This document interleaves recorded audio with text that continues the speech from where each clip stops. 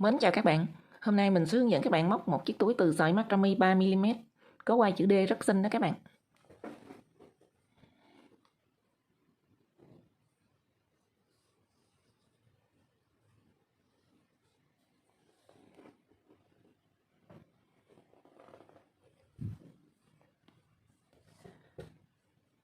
Hai túi có số mũi và phần quai chữ D là giống hệt nhau, nhưng do sợi màu xanh này có vẻ nó hơi nhỏ hơn các bạn, nên khi thao tác xong thì phần túi màu xanh các bạn nhìn nó sẽ bé hơn một chút.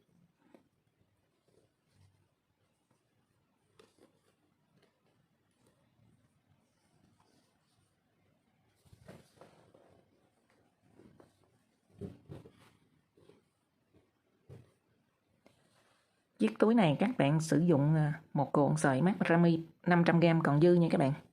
Phần túi màu xanh thì còn dư như thế này. Phần túi màu vàng bò thì cũng sẽ dư như thế này.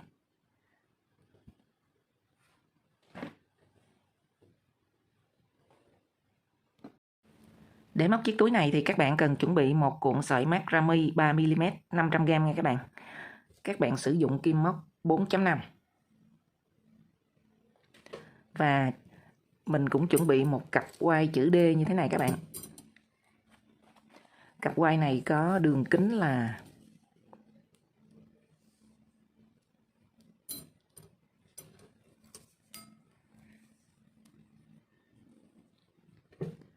khoảng 13cm nha các bạn. Rồi, các bạn cũng chuẩn bị một kim khâu len nè, kéo nè và kim đánh dấu ha. Rồi mình tiến hành thao tác nha các bạn. Bây giờ các bạn sẽ đi vào cái phần mà cong của chữ D này nè. Các bạn đi vào đây là 34 mũi đơn ha.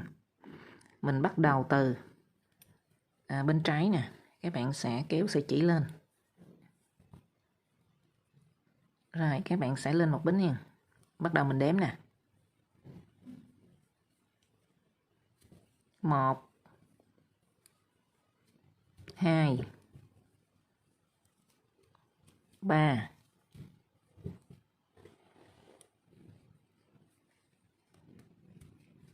4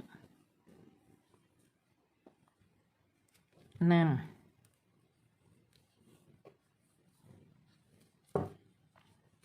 6 7. Rồi chúng ta tiếp tục thao tác đủ 34 mũi nha các bạn. Rồi sau khi các bạn đi đủ 34 mũi đơn vào cái phần quai chữ D này rồi nè. Bây giờ các bạn dùng kim đánh dấu để đánh dấu ha. Ở mũi cuối cùng này các bạn đếm ngược lại nè. 1 2 3 4 5 6 7 8 đến mũi thứ 9 nè. Các bạn đánh dấu vào.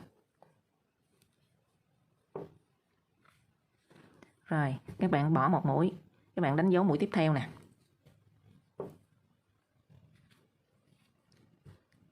Là mũi thứ 11 nè, bây giờ là mũi thứ 12, các bạn cũng đánh dấu vào. Rồi, bây giờ các bạn bắt đầu từ bên trái, chúng ta cũng đếm y như vậy các bạn. 1, 2, 3, 4, 5, 6, 7, 8, 9, rồi. Đến vị trí thứ 9 này các bạn đánh dấu vào. Vị trí thứ 10 này các bạn bỏ. Mình đánh dấu vào vị trí số 11 và vị trí số 12 luôn.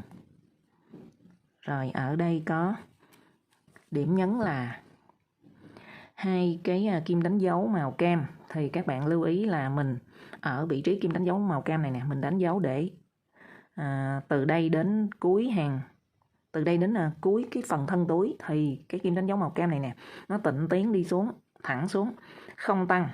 Còn hai bên trái và phải sẽ biến động nha các bạn.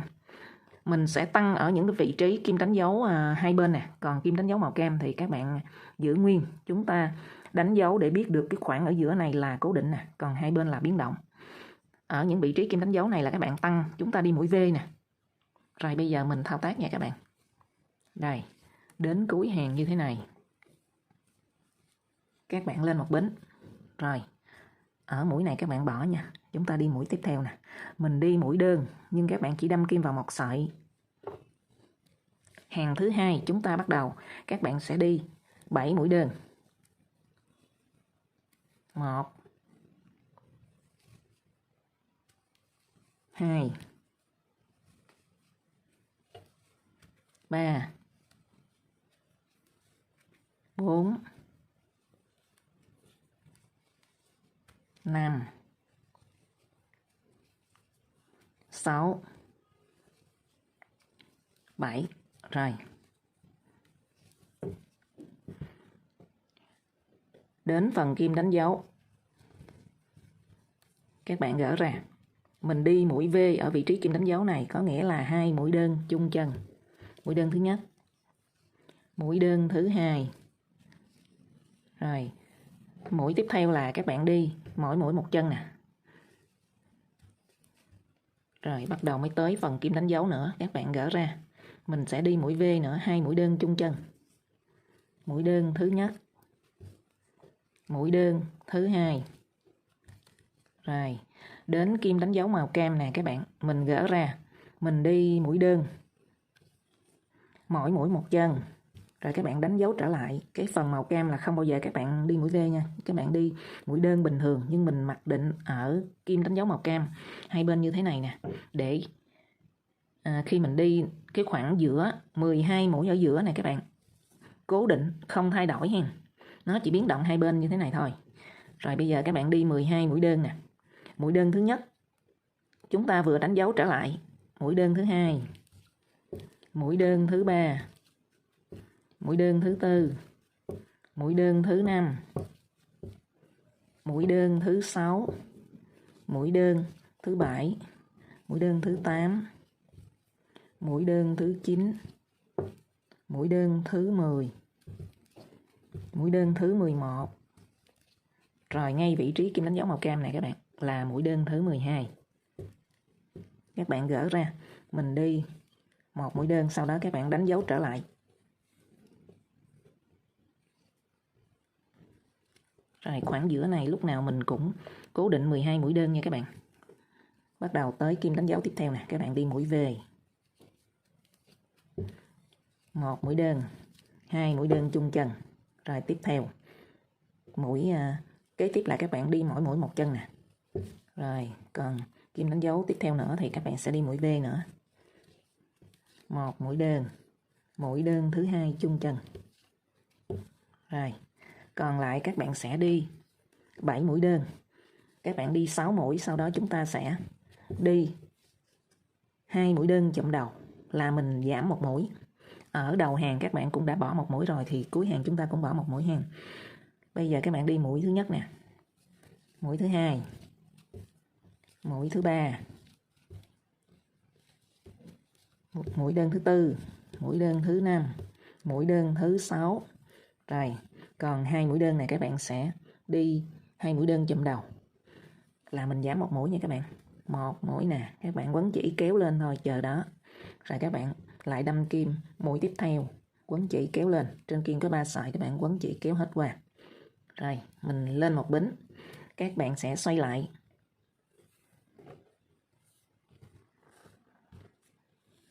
Mình bỏ những cái kim đánh dấu này ra sau khi mình đi xong.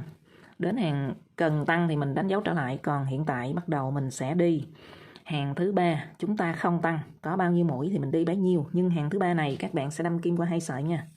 Đây, khi các bạn lên một bính rồi thì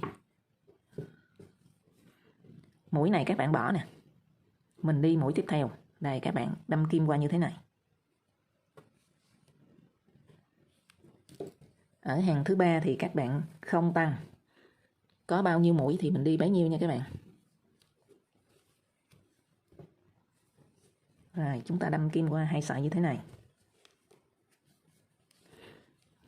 Sợi này các bạn đi lỏng tay thôi ha, các bạn đi chặt tay thì đau tay lắm.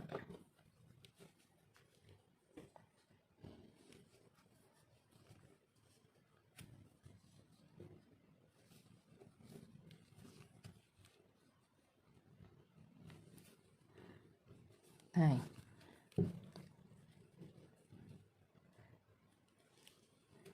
Ví dụ ở trên số mũi của hai hàng nó sẽ không bằng nhau, nhưng các bạn cứ mình gióng thẳng kim xuống. Giả sử ở hàng dưới này có 2 mũi chung chân thì các bạn cũng đâm kim xuống bình thường ha. Ví dụ như ở mũi này đi, các bạn sẽ đâm kim thêm một sợi nữa, do hàng trên nè mình gióng thẳng xuống thì nó ngay cái vị trí mà các bạn đã đâm kim một sợi rồi. Bây giờ mình cũng đâm kim một sợi nữa không sao ha. Chúng ta cứ hàng trên mình gióng thẳng xuống và mình kéo chỉ lên thôi.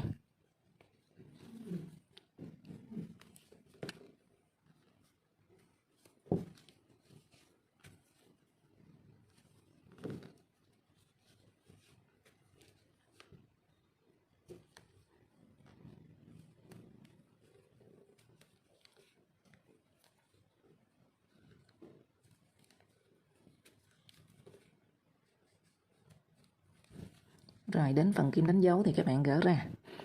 Mình đi một mũi đơn y như vậy, nhưng các bạn cũng đâm kim qua 2 sợi như thế này.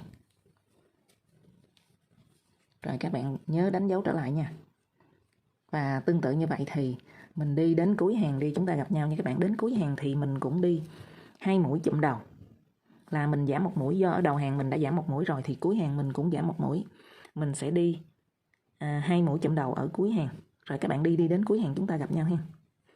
Mũi ở vị trí này các bạn đi xong chúng ta đánh dấu trở lại nha. Rồi đến cuối hàng thứ 3 nè, các bạn còn 2 mũi thì mình sẽ đi 2 mũi chụm đầu. Các bạn đâm kim qua 2 sợi luôn, kéo lên. Rồi mũi cuối cùng các bạn cũng đâm kim qua 2 sợi, kéo lên. Rồi trên kim có 3 sợi nè, các bạn quấn chỉ kéo qua. Các bạn lên một bính, bắt đầu xoay lại ha. Bây giờ các bạn sẽ đếm nha. Rồi bây giờ mình sẽ đánh dấu ở những vị trí mình cần tăng. Ở vị trí các bạn đánh dấu như thế này, 2 cái kim đánh dấu màu kem nè, thì các bạn đếm ngược lại nè. Ở bên phải nè, các bạn sẽ tăng ở vị trí này nè. Đây, kim đánh dấu màu cam nha, các bạn đếm ngược lại, mình tăng ở vị trí kế đó. Sau đó các bạn đếm 1, 2. Vị trí thứ 3 bắt đầu từ phần mình vừa đánh dấu, hoặc là các bạn có thể đếm ngược lại nè. Sau khi các bạn đi xong rồi thì các bạn đếm 1, 2, 3, 4, 5, 6, 7. Đến vị trí thứ 8 thì các bạn đánh dấu. Rồi bỏ 2 mũi, đánh dấu mũi tiếp theo là kế cái phần màu cam. Nhưng mà nó hơi rắc rối hơn là các bạn đếm bắt đầu từ vị trí màu cam. Do mình cái kim đánh dấu màu cam á, các bạn cố định rồi thì mình đếm nó dễ hơn. Bên trái mình cũng y như vậy các bạn. Đây, tăng ở mũi kế bên nè. Rồi sau đó các bạn lại bỏ 2 mũi, đánh dấu mũi tiếp theo nữa. Rồi trừ cái phần kim đánh dấu màu cam ra thì những vị trí đánh dấu còn lại là mình đi mũi V, mình tăng mũi nha các bạn. Rồi chúng ta thao tác nè. Đầu hàng các bạn cũng sẽ bỏ một mũi nè. Vị trí này các bạn bỏ nè. Đây, mình đâm kim vào vị trí tiếp theo, có nghĩa là các bạn đi 1, 2, 3, 4, 5, 6, 6 mũi đơn. Rồi các bạn tăng. Mình đi 2 mũi đơn, tăng. Rồi các bạn đi 12 mũi đơn. Ở khoảng giữa này là 12 mũi nha các bạn. Rồi chúng ta tăng. Rồi đi 2 mũi chúng ta tăng. Và cuối hàng thì các bạn sẽ đi là 1, 2, 3, 4, 5 mũi. Sau đó còn 2 mũi thì mình sẽ đi 2 mũi chụm đầu. Rồi chúng ta thao tác bắt đầu hàng thứ 4 nha các bạn. Chúng ta thao tác nha. Mũi đơn thứ nhất nè. Mũi đơn thứ 2. Mũi đơn thứ 3. Mũi đơn thứ 4. Mũi đơn thứ 5. Và mũi đơn thứ 6. Rồi các bạn gỡ kim đánh dấu ra. Ở vị trí đánh dấu thì các bạn đi 2 mũi đơn chung chân. Mũi đơn thứ nhất nè, mũi đơn thứ 2 chung chân. 2 mũi đơn chung chân này các bạn. Tiếp tục mình đi 2 mũi đơn nữa. Các bạn nhớ là mình đâm kim qua 2 sợi hết ha. Từ hàng thứ 3 trở đi là mình đều đâm kim qua 2 sợi như thế này.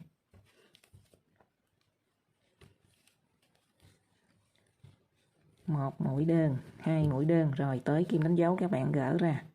Mình đi 2 mũi đơn chung chân.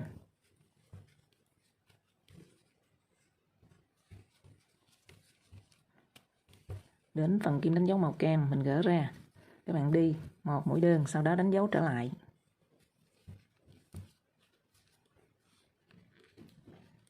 Rồi tương tự như vậy thì mình đi đến cuối hàng nha các bạn. Đến phần kim đánh dấu màu cam này thì mình cũng gỡ ra và đi 1 mũi đơn, chúng ta đánh dấu trở lại.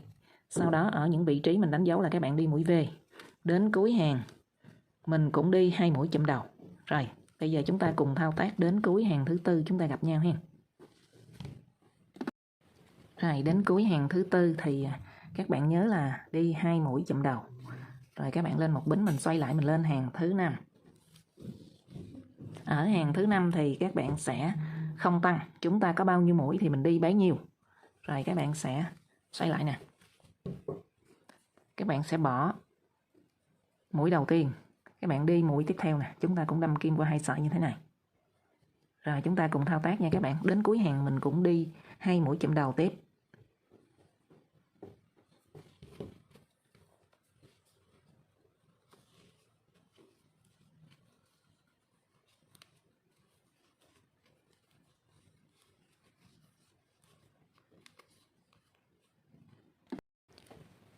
Rồi sau khi các bạn đi hàng thứ 5 xong, đến cuối hàng thì mình cũng đi 2 mũi chụm đầu nha các bạn. Rồi các bạn bắt đầu đánh dấu. Hàng thứ 6 chúng ta tăng nè.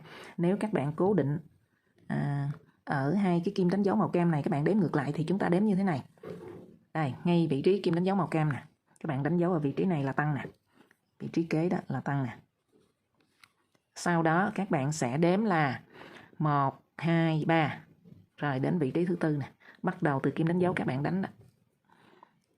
Hoặc là các bạn có thể đếm ngược lại từ ở vị trí cuối hàng. Sau khi các bạn kết thúc hàng thứ 5 nè. Rồi, các bạn lên một bính hàng. Mình sẽ tính như thế này. Các bạn bỏ mũi này nè. Thì các bạn đếm 1, 2, 3, 4, 5. Đến vị trí thứ 6 mình đánh dấu. Rồi các bạn đếm. Từ vị trí các bạn đánh dấu các bạn đếm 1, 2, 3. Khoảng cách này là 3 mũi. Rồi đến mũi thứ tư các bạn đánh dấu là kế cái kim đánh dấu màu cam. Và tương tự như vậy thì các bạn cũng đánh dấu ở bên trái nè, vị trí kế kim đánh dấu màu cam, các bạn đánh dấu một mũi vào đây là vị trí mình tăng nè.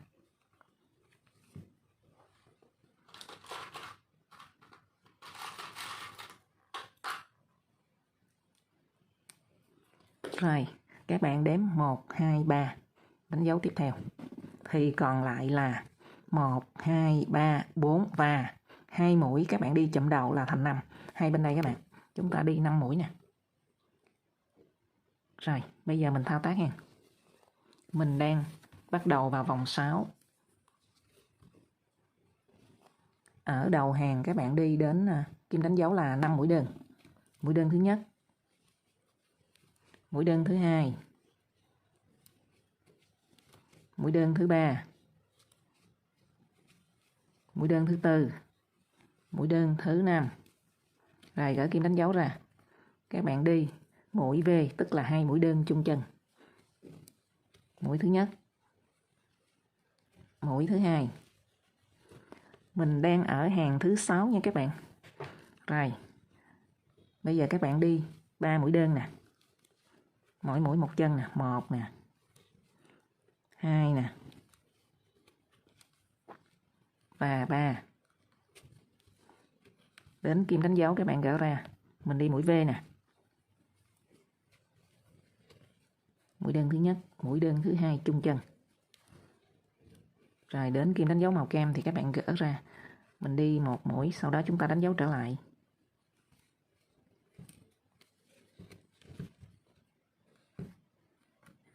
Rồi tương tự như vậy thì các bạn đi đến cuối hàng. Các bạn cũng đi đến kim đánh dấu màu cam này. Chúng ta gỡ ra, đi một mũi đơn, mình đánh dấu trở lại. Và hai vị trí này là các bạn tăng nữa nè. Cuối hàng thì các bạn đi 2 mũi đơn chụm đầu. Rồi chúng ta thao tác nha các bạn. Đến cuối hàng thứ 6, bây giờ lên hàng thứ 7 mình không tăng. Có bao nhiêu mũi thì mình đi bấy nhiêu nha các bạn. Thì mình cũng lên một bính nè. Rồi, các bạn cũng bỏ mũi đầu tiên nè. Mình đâm kim mũi tiếp theo nè.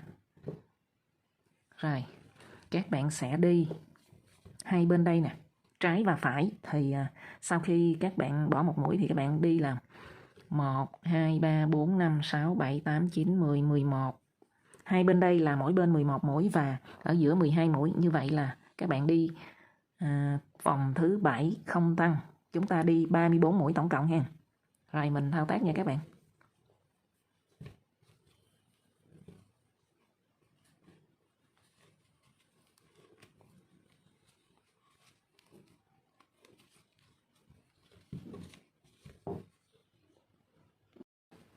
Rồi, bây giờ mình lên hàng thứ 8. Ở hàng thứ 8 các bạn tăng nha. Mình cũng bắt đầu từ vị trí kim đánh dấu màu kem nè. Các bạn đánh dấu ngược lại. Mũi kế đó là mình tăng. Rồi, các bạn sẽ đếm nè. 1, 2, 3, 4. Rồi, đến vị trí thứ 5 các bạn đánh dấu. Tính từ kim đánh dấu các bạn vừa đánh dấu đó. 1, 2, 3, 4. Đến vị trí thứ 5. Hoặc các bạn đếm ngược lại. Sau khi các bạn đi xong mũi cuối cùng của hàng thứ 7 nè, các bạn lên một bính. Các bạn bỏ mũi đầu tiên thì các bạn sẽ đi là 1, 2, 3, 4 đến vị trí thứ 5 là mình đánh dấu. Nếu các bạn tính từ đầu hàng thì chúng ta bỏ một mũi và mình đếm là 1, 2, 3, 4 đến vị trí thứ 5 đánh dấu. Rồi sau đó các bạn đếm 1, 2, 3, 4 đến vị trí thứ 5 đánh dấu nữa. Là cái vị trí này sát với lại cái kim đánh dấu màu cam ha. Và tương tự như vậy ở bên trái mình cũng làm y như vậy các bạn. Đây. Các bạn sẽ đánh dấu vào vị trí kế kim đánh dấu màu cam là mình tăng nè. Sau đó mình đếm thêm 5 mũi nữa. 1, 2, 3, 4, 5. Rồi. Các bạn đánh dấu vào vị trí thứ 6 nè. Ý không phải. Vị trí thứ 5 các bạn. Nói nha. Có nghĩa là khoảng giữa này 4 mũi. 4 mũi mình đi mỗi mũi một chân. Và những cái vị trí đánh dấu là mình tăng. Rồi bây giờ chúng ta thao tác ha. Mình lên vòng thứ 8. Hay là hàng thứ 8. Rồi các bạn sẽ bỏ mũi đầu tiên. Đâm kim qua 2 sợi. Đi 4 mũi đơn. Mũi thứ nhất. Mũi thứ hai. Mũi thứ ba. Mũi thứ tư. Rồi gỡ kim đánh dấu ra. Đi mũi V ngay vị trí kim đánh dấu.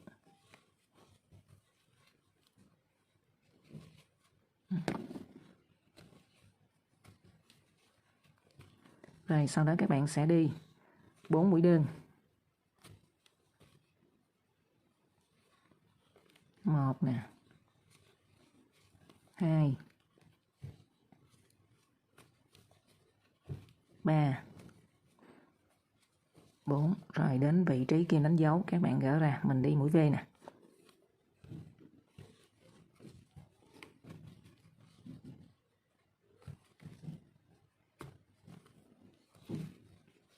Đây, đến kim đánh dấu màu cam thì các bạn gỡ ra. Mình đi một mũi đơn sau đó đánh dấu trở lại.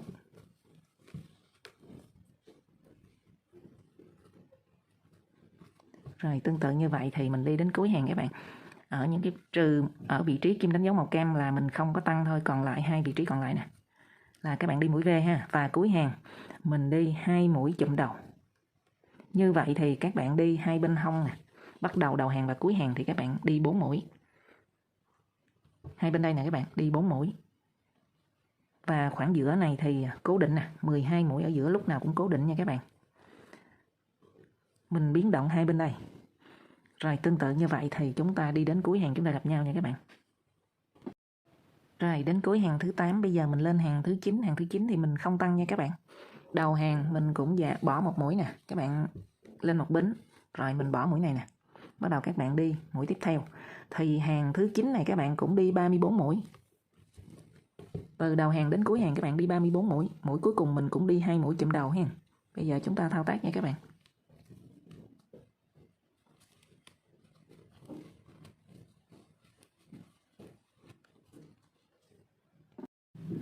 Sau khi các bạn đi hàng thứ 9 không tăng thì bây giờ mình lên hàng thứ 10. Hàng thứ 10 mình tăng nha các bạn. Các bạn đánh dấu nè. Ở vị trí kim đánh dấu màu cam nè. Các bạn đánh dấu mũi kế bên đó là chúng ta tăng nè. Rồi, các bạn sẽ đếm nè. 1, 2, 3, 4, 5 đến vị trí thứ 6 nè. Là các bạn đánh dấu vào mình tăng ở vị trí này nè. Còn nếu các bạn không có tính từ ở vị trí kim đánh dấu màu cam ở giữa thì các bạn sẽ tính như thế này. Cuối hàng các bạn lên một bính nè. Rồi, mình bỏ một mũi ở đây. Bắt đầu các bạn đi 1, 2, 3. Rồi đến vị trí thứ 4 là mình tăng. Sau đó các bạn đếm 1, 2, 3, 4, 5. Đến vị trí thứ 6 là tăng. Và kế đó là kim đánh dấu màu cam. Thì các bạn đếm như thế nào cũng được. Mà mình đếm đúng vị trí này ha. Nếu mà vị trí màu cam thì các bạn mình thấy đếm nó dễ hơn. Rồi, bây giờ các bạn đánh dấu bên tay trái luôn. Vị trí kế kim đánh dấu màu cam tăng. Rồi, đếm nè. 1, 2, 3, 4, 5 đến vị trí thứ 6. Rồi, còn lại các bạn sẽ đi 3 mũi đơn nè, 1, 2 và đây là phần cuối hàng nên các bạn sẽ đi 2 mũi chụm đầu là 3. Có nghĩa là chúng ta đi hàng thứ 10 thì đi 3 mũi đơn ở hai bên. Rồi mình tăng. Rồi các bạn đi 1, 2, 3, 4, 5 mũi đơn. Rồi tăng. Sau đó mình gỡ hai cái kim đánh dấu này ra mình đi. Sau đó đánh dấu trở lại. Kim đánh dấu màu cam là luôn cố định nha các bạn. Rồi mình thao tác ha. Bỏ chân mũi đầu tiên nè, các bạn đi chân mũi tiếp theo, mình đi 3 mũi đơn nè. Mũi đơn thứ nhất, mũi đơn thứ hai, mũi đơn thứ ba. Rồi, đến vị trí kim đánh dấu gỡ ra, đi 2 mũi đơn chung chân là mũi V đó các bạn. 1 mũi đơn thứ hai. Rồi, sau đó các bạn đi 5 mũi đơn, mỗi mũi một chân nè.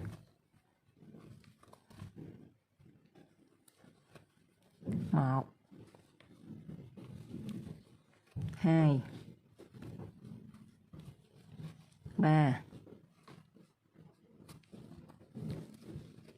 4, 5. Rồi các bạn gỡ kim đánh dấu ra.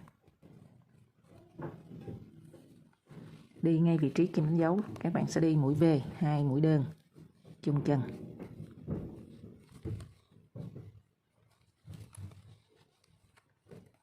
Đến kim đánh dấu màu cam các bạn gỡ ra. Mình đi 1 mũi đơn. Rồi các bạn đánh dấu trở lại. Tương tự như vậy thì mình đi đến cuối hàng thì các bạn sẽ đi 2 mũi đơn chụm đầu ha. Bây giờ mình thao tác vị trí kim đánh dấu màu cam này cũng không tăng, chỉ tăng 2 mũi. Ở vị trí kim đánh dấu chúng ta đánh dấu như thế này. Rồi mình thao tác đến cuối hàng nha các bạn. Hàng số 10 xong, bây giờ mình lên hàng số 11. Hàng số 11 mình cũng không tăng. Đầu hàng các bạn bỏ 1 mũi nè. Đến cuối hàng thì cũng bỏ 1 mũi nhưng mà mình đi 2 mũi chụm đầu đó các bạn. Mình cũng đi hàng số 11 này là 34 mũi ha. Rồi chúng ta thao tác. Bỏ 1 mũi nè các bạn, đi mũi tiếp theo.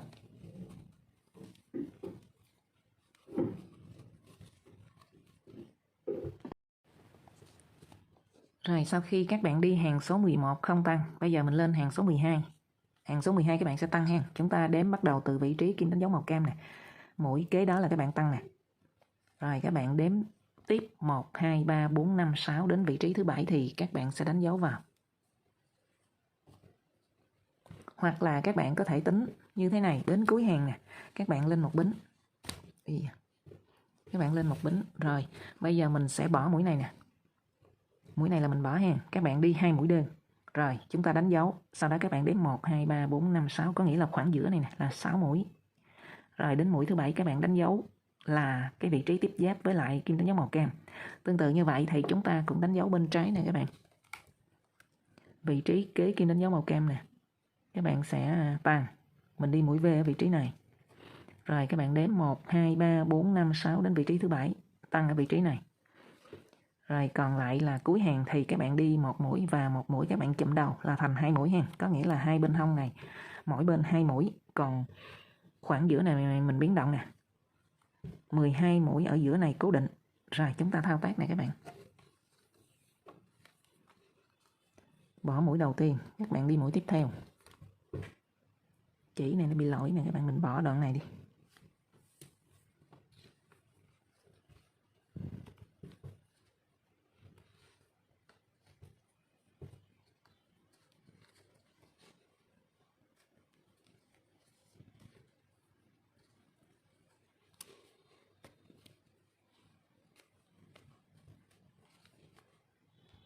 Rồi các bạn đi 2 mũi đơn. Ở vị trí kim đánh dấu thì các bạn sẽ đi mũi V nè.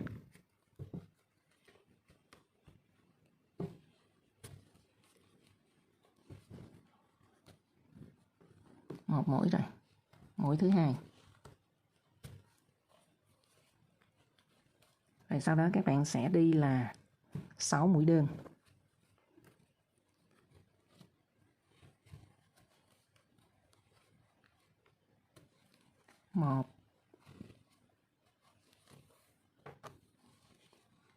2,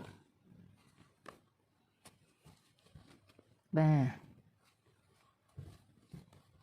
4, 5, 6. Rồi, ngay vị trí kim đánh dấu này các bạn gỡ ra, mình đi mũi V nè.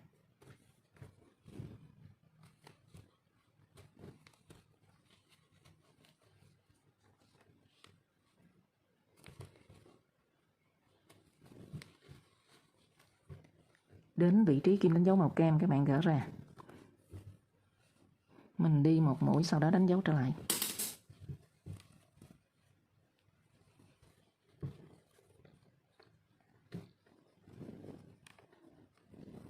Rồi, bây giờ chúng ta làm tương tự như vậy. Mình thao tác đến cuối hàng. Ở vị trí kim đánh dấu màu cam này thì mình cũng không có tăng hàng. Mình tăng ở hai vị trí này thôi. Đây mũi V nè. Cuối hàng các bạn sẽ đi một mũi đơn và thêm một mũi chùm đầu nữa. Rồi, chúng ta thao tác đến cuối hàng nha các bạn. Đến cuối hàng số 12. Bây giờ các bạn lên hàng số 13 mình không tăng ha. Các bạn đi 34 mũi. Mình cũng lên một bính và các bạn bỏ một mũi ở đầu hàng nè. Bỏ mũi này nha các bạn. Bắt đầu chúng ta đi. Đến cuối hàng thì các bạn cũng đi 2 mũi chùm đầu. Là số mũi là 34 mũi nha các bạn. Mình đi hàng số 13 xong, bây giờ các bạn lên hàng số 14. Hàng số 14 thì các bạn chỉ tăng ở vị trí kế kim đánh dấu màu cam này thôi. Chúng ta đi mũi V ở đây.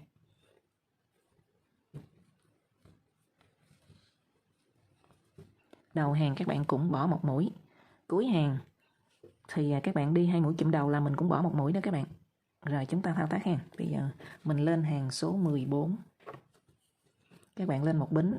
Mình bỏ chân mũi đầu tiên. Chân mũi tiếp theo nè. Các bạn đi nè.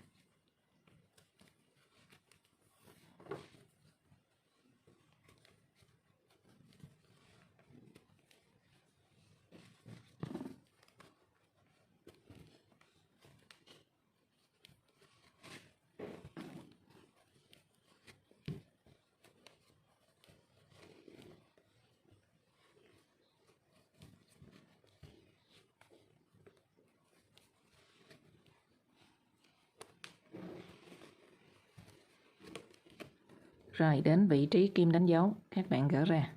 Mình đi mũi V vào đây.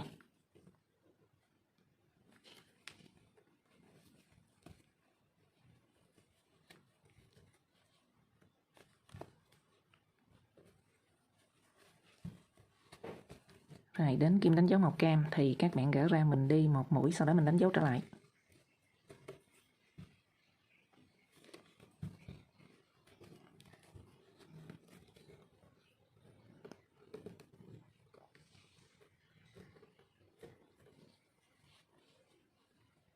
Tương tự như vậy thì chúng ta đi đến cuối hàng. Rồi các bạn cũng tăng ở vị trí kim đánh dấu kế kim đánh dấu màu cam này ha. Rồi cuối hàng chúng ta cũng sẽ đi 2 mũi chùm đầu. Đến cuối hàng số 14, bây giờ lên hàng số 15. Các bạn không tăng và các bạn đi đến hàng số 19 chúng ta không tăng luôn. Bây giờ các bạn có thể gỡ kim đánh dấu ra. Mình không có còn tăng nữa nên chúng ta chỉ có giảm mũi thôi. Mỗi một hàng thì các bạn sẽ giảm đi 2 mũi. Hiện tại hàng số 14 là các bạn có 34 mũi. Bây giờ mình lên hàng số 15 thì các bạn còn 32 mũi. Do đầu hàng mình bỏ một mũi, cuối hàng mình cũng giảm một mũi là còn 32 mũi. Sau khi các bạn đi xong hàng số 15 thì mình còn 32 mũi hen. Và mình không tăng đến hàng số 19 luôn các bạn. Đầu hàng giảm một mũi, cuối hàng giảm một mũi. Bây giờ hiện tại mình đang ở hàng số 15 thì các bạn đi xong chúng ta còn 32 mũi hen. Xong hàng số 15 thì các bạn còn 32 mũi hen. Lên hàng 16 thì các bạn còn 30 mũi. Do mình không có tăng ở khoảng giữa này mà đầu hàng giảm một mũi, cuối hàng giảm một mũi. Rồi chúng ta thao tác này các bạn. Mình cũng lên một bính. Đầu hàng các bạn bỏ mũi đầu tiên nè. Các bạn đi mũi tiếp theo nè.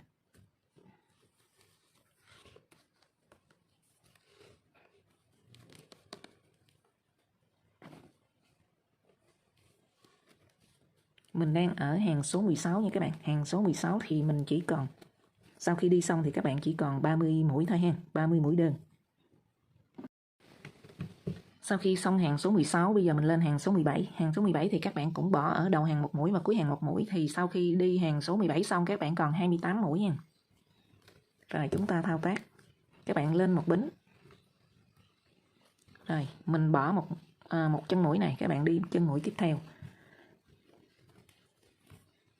Mình đang ở hàng số 17 nha các bạn. Hoàn thành hàng số 17 thì chúng ta còn 28 mũi. Sau khi hoàn thành hàng số 17 thì mình lên hàng số 18. Hàng số 18 thì các bạn cũng giảm 2 mũi ở đầu hàng và cuối hàng. Hàng số 18 các bạn thao tác xong chúng ta còn 26 mũi nha. Rồi bây giờ mình thao tác hàng số 18. Các bạn đi xong thì hoàn thành hàng số 18, các bạn đếm lại thì chúng ta có 26 mũi nha các bạn.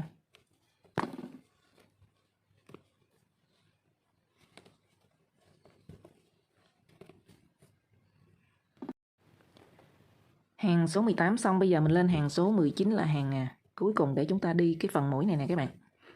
Rồi các bạn đi hàng số 19 xong thì chúng ta còn 24 mũi nha. Rồi bây giờ các bạn lên một bính nè. Mình đang ở hàng số 19 nha các bạn. Bỏ mũi đầu tiên nè, các bạn đi mũi tiếp theo.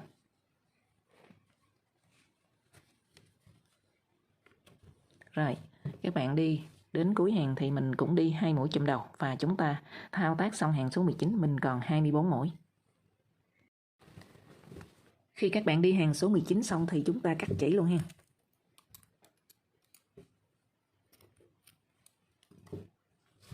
Mình kéo sợi chỉ lên và các bạn giấu sợi chỉ luôn.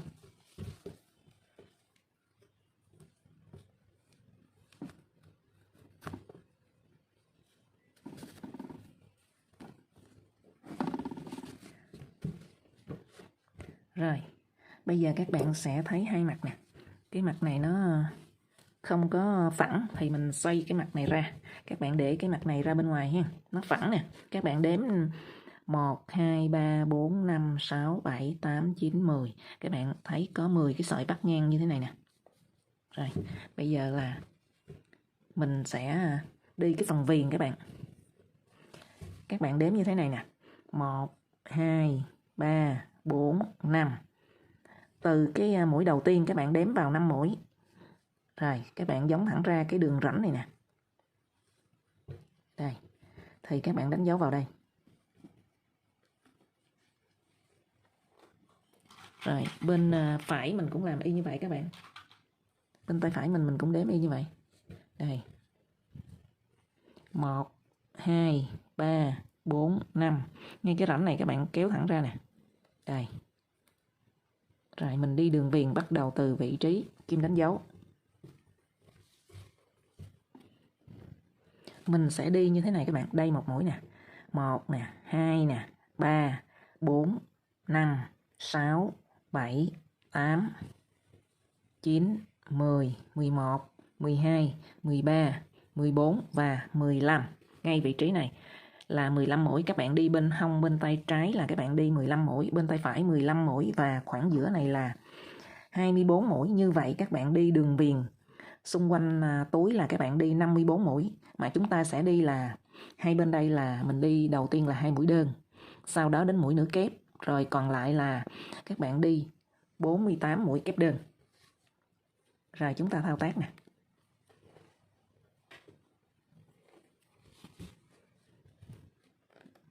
Các bạn gỡ kim đánh dấu ra. Mình kéo sợi chỉ lên. Ở chân mũi đầu tiên thì các bạn đâm kim qua 2 sợi cho nó chắc nha. 2 sợi này nè các bạn, 1, 2 nè. Đó. Kéo sợi chỉ lên. Lên một bính. Rồi, các bạn sẽ đi mũi đầu tiên nè. Mũi đơn.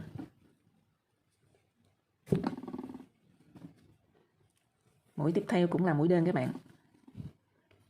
Cái sợi mà chụm đầu vào 3 sợi này các bạn, 1, 2, 3 nè.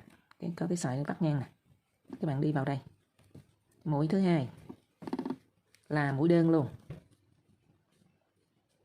Tiếp tục các bạn sẽ quấn chỉ mình đi mũi nửa kép ở vị trí này nè các bạn. Đây.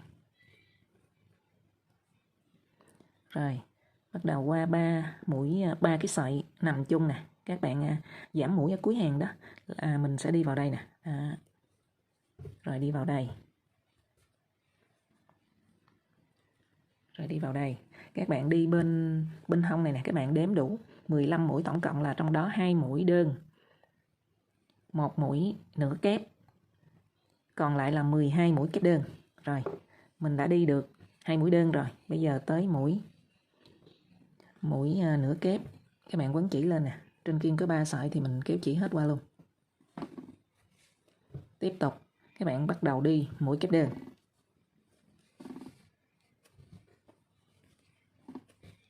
Mũi kép đơn các bạn quấn chỉ kéo qua 2 lần ha.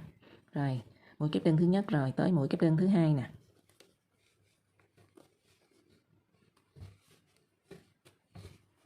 Mũi kép đơn thứ 3.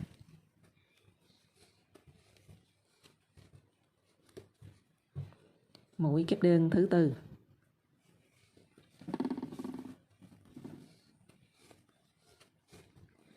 Mũi kép đơn thứ 5.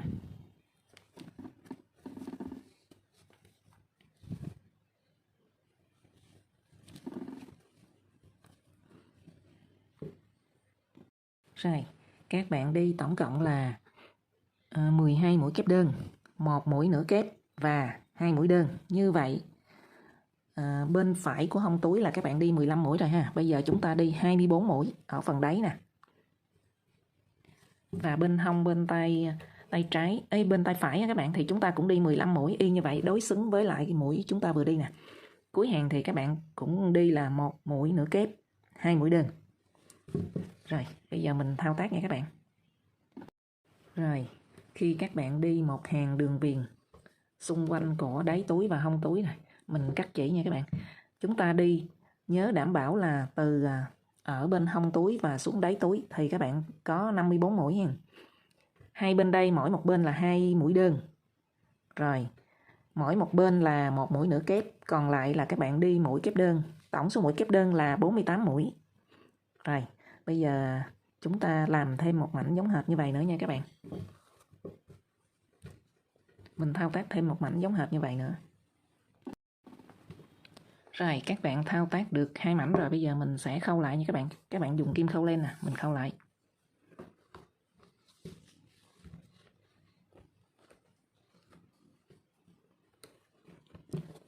Rồi, số mũi là nó bằng nhau nên chúng ta khâu lại thôi, không cần phải đánh dấu luôn.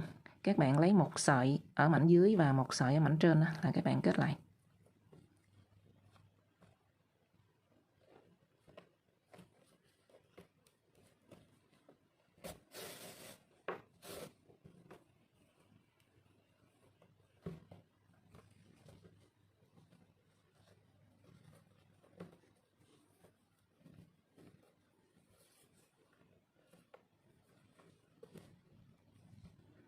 Rồi, chúng ta đi như thế này các bạn.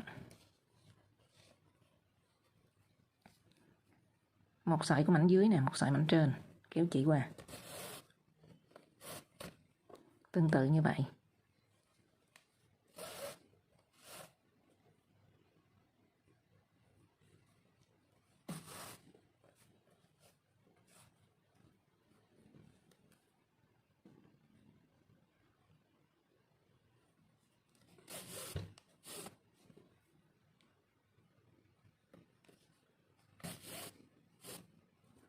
Rồi chúng ta thao tác đến cuối hàng nha các bạn. Mình khâu 54 mũi như thế này. Rồi khi các bạn khâu phần túi xong thì chúng ta sẽ đi phần quai ha.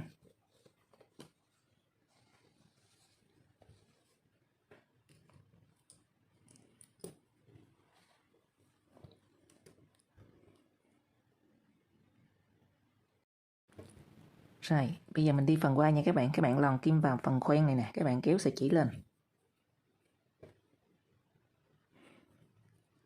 một bính. Rồi các bạn cũng đâm kim vào cái phần khoen này ha, các bạn đi 1 mũi đơn.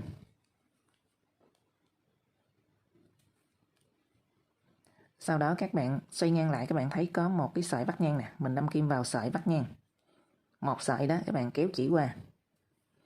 Rồi lúc này trên kim có 2 sợi nè, các bạn quấn chỉ kéo hết qua 2 sợi. Sau đó các bạn xoay ngang lại thì lúc này các bạn thấy có 2 sợi nè.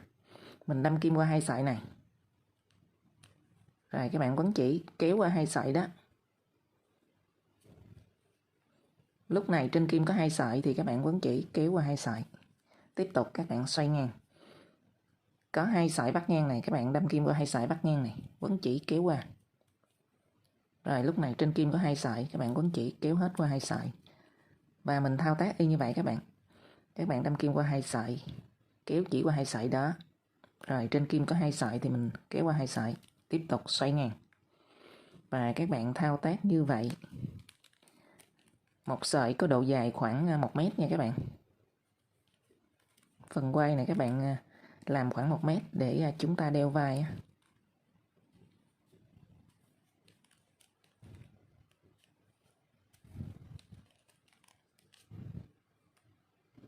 Rồi các bạn đi độ dài khoảng 1 mét thì mình cắt chỉ và kéo sợi chỉ lên các bạn. Rồi các bạn dùng kim khâu len. Mình khâu lại cái khoen còn lại ha.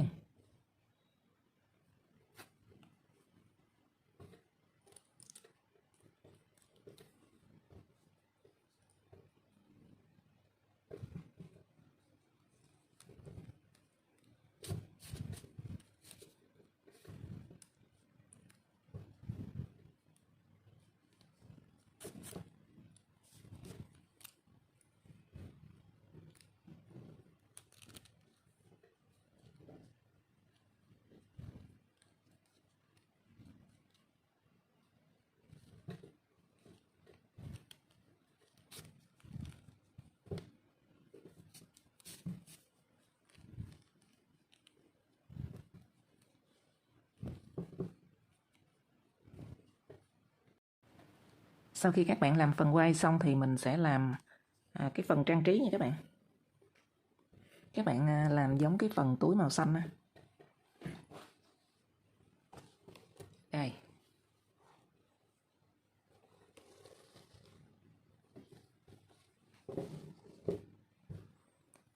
Các bạn làm như thế này.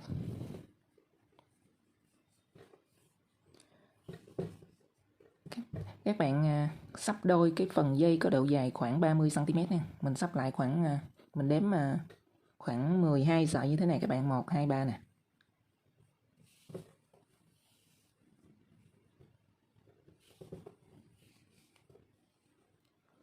2 4 6 7 à.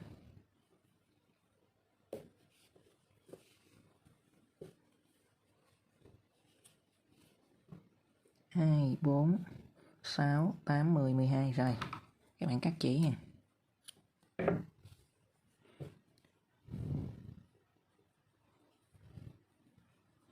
Các bạn buộc ở giữa lại.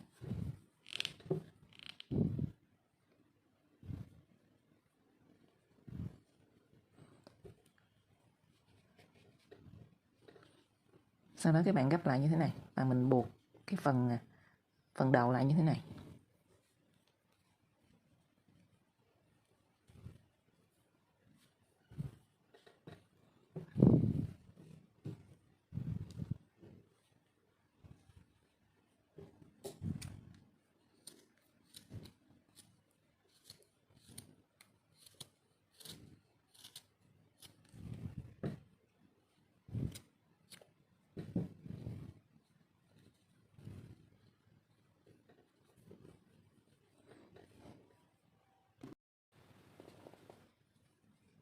Các bạn sẽ gắn vào ở vị trí bên hông túi như thế này.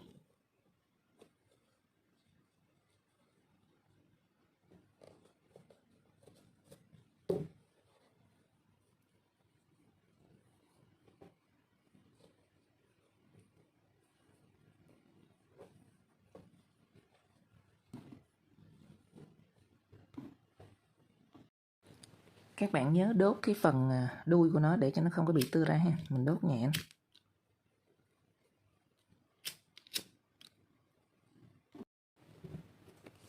Các bạn sẽ gắn cái dây quai vào phần túi nha. Mình gắn cái khóa càng cua này vào.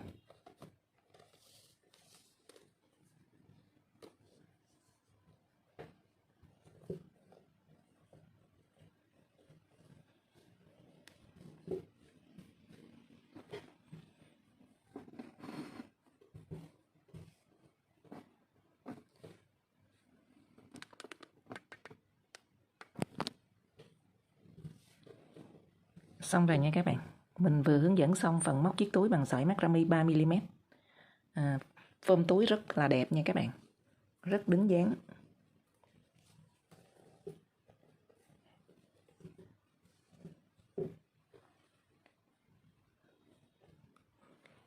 Các bạn hãy nhanh tay chọn màu chỉ mà mình yêu thích để thao tác một chiếc túi bổ sung vào bộ sưu tập túi của mình nhé. Mình chúc các bạn móc thành công. Cảm ơn các bạn đã xem video.